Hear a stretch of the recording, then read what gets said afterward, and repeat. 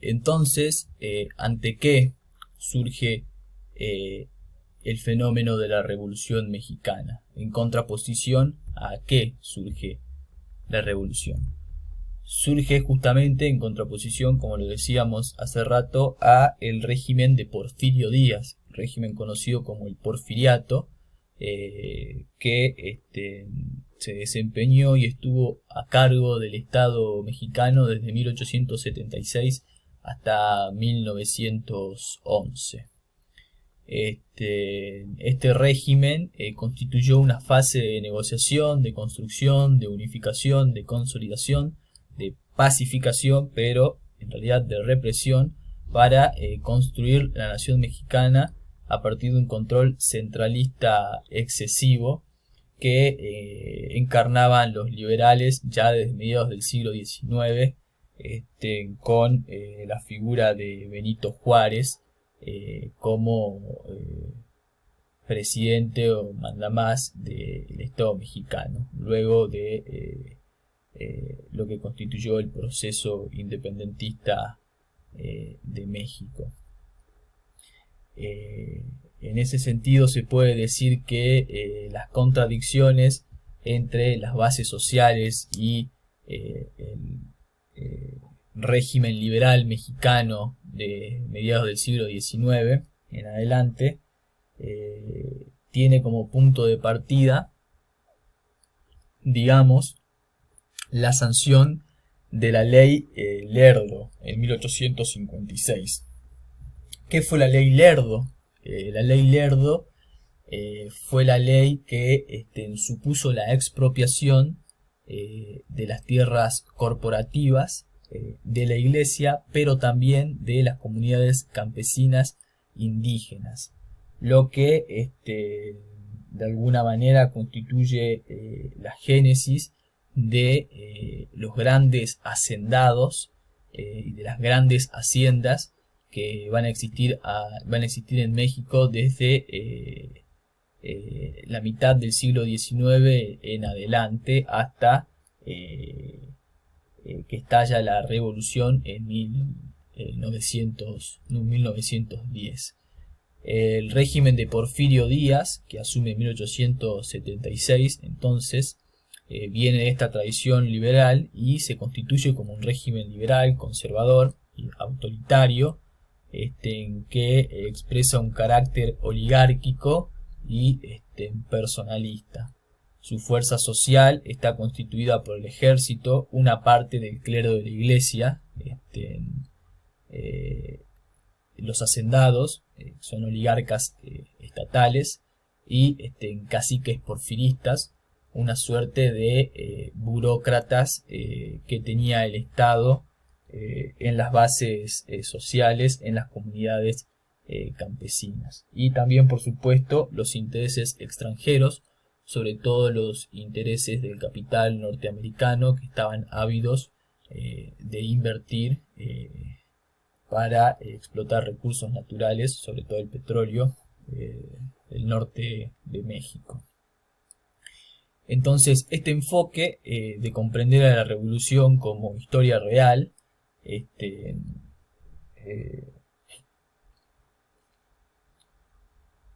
postula dos bases que, como las dijimos hace rato, son la fase armada, que va de 1910 a 1920, y una fase institucional que va de 1920 a 1940. Este enfoque de entender a la revolución como historia social, dejando de lado la historia oficial y mítica del aparato del Estado y del partido oficial, trata de percibir la complejidad de este proceso, que es muy imbrincado, tiene tramas que están muy anudadas, es un proceso sumamente complejo, en el cual es necesario tener en cuenta diferentes categorías de análisis social para tratar de abordarlo en su totalidad. Esas categorías van a ser la categoría de clase, la categoría de etnicidad, de edad, o sea, generacional, de género, de identidad espacial, y aquí es donde entran los localismos y los matriotismos, de facción y de ideología. Todas estas categorías son necesarias para comprender en su totalidad y complejidad el proceso y la Revolución Mexicana en sí. Y es a partir de entender esta complejidad que nosotros nos preguntamos cuál fue el papel de los localismos y cómo influyó ello en el desarrollo y en el carácter mismo de la revolución. Al hacernos esta pregunta, estamos poniendo el foco en la heterogeneidad, en la gran heterogeneidad que existió en el proceso revolucionario, en la fricción que engendró esa heterogeneidad entre los grupos y en la dinámica que adquirió esta fricción, estos conflictos durante el desarrollo de tanto la lucha armada como de la fase institucional. En cuanto a las categorías de análisis que el autor considera que tienen que ser tenidas en cuenta en interrelación para comprender la complejidad del proceso, en el intento de abordar el estudio a partir de ese enfoque, es que surgieron partes, facetas de la historia real de la revolución que no habían sido tenidas en cuenta por el relato y la versión oficial del Estado, y por algunos estudios académicos, sobre todo los revisionistas apoyados en el giro social, en que no habían tenido en cuenta la participación de ciertos sectores en el proceso revolucionario, en pos de comprender a la revolución como solamente una guerra campesina, al estilo de lo propuesto por Eric Wolf, que si bien es un enfoque correcto, el desarrollo de la Revolución Mexicana ha tenido más que ver con las luchas campesinas y el peso preponderante del factor rural, pero que aunque es correcto, no es completo porque, como dijimos, han intervenido muchos otros factores en el desarrollo de la revolución. Por ejemplo, el movimiento obrero, en cuanto que la clase obrera en el México de aquel entonces era una clase obrera joven, minoritaria, no organizada de una manera completa, aunque la clase obrera mexicana tenía todos estos límites, protagonizó huelgas, sobre todo alrededor de la industria textil, que de alguna manera contribuyeron a la dinámica de la revolución y formaron parte de la efervescencia social que marcó el periodo de 30 años que va de 1910 a 1940, ¿no? Aquí tiene preponderancia la influencia de ideas socialistas y anarquistas, encarnadas estas últimas en las acciones de los hermanos Flores Magón y en la constitución de la Casa del Obrero Mundial, la COM, que constituía una corriente de tipo anarcosindicalista que influyó mucho en el joven movimiento obrero, sobre todo de las grandes ciudades mexicanas, que empezaba a emerger a principios del siglo XX. Otro de los sectores que ha sido invisibilizado, si se quiere, por la historia oficial es el sector de las mujeres, que como se ve en esta imagen ilustra muy bien la participación que las mismas tuvieron en la fase de lucha armada y a lo largo de todo el proceso revolucionario, ¿no? Y también vemos aquí la faceta cultural o ideológica, si se quiere, en cuanto a la diversidad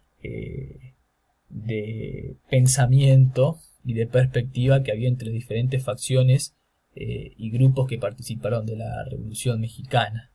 Aquí tenemos una imagen que ilustra claramente la diversidad de ello, y es un contingente de combatientes zapatistas llevando el estandarte de la Virgen de Guadalupe, hecho que provocaba muchas contradicciones al interior del gran bando revolucionario, ya que una parte de la facción revolucionaria que luchaba contra el régimen de Porfirio Díaz era marcadamente anticlerical, y en este sentido había ciertos roces que también expresan la complejidad de la Revolución Mexicana y la complejidad de la relación que existieron entre los diferentes grupos. En este sentido es que estos nuevos enfoques, a partir de tener en cuenta todas estas categorías, nos permiten tener una imagen actual de la revolución que es mucho más fluida y fragmentada, que se debe principalmente a dos hechos fundamentales. Uno es la declinación de los partidos revolucionarios como el PRI o el PRD después de la década de 1940, que abandonan, si se quieren, su impronta revolucionaria, la impronta que les dio origen, para volcarse más hacia un espectro centroderechista. Y por otro lado, el desarrollo de estudios regionales y locales con un marcado enfoque geográfico-espacial que va a permitir visibilizar, entre otras cosas, la importancia de el factor localista en el desarrollo de la revolución. Estos dos hechos fundamentales permiten tener un entendimiento de la revolución en su totalidad y en su complejidad, apelando siempre a la realidad histórica. Es decir que a partir de esto podemos vislumbrar dos tipos de historias diferentes, como lo decía al principio,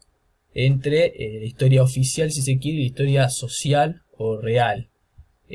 Historia oficial que se constituye como una historia desde arriba, desde afuera y desde el centro, una historia de bronce, una historia monolítica, es decir, un intento de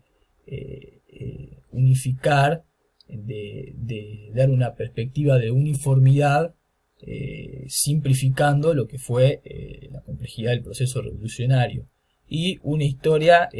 por otro lado, desde abajo, desde adentro, y desde la periferia, una historia de barro que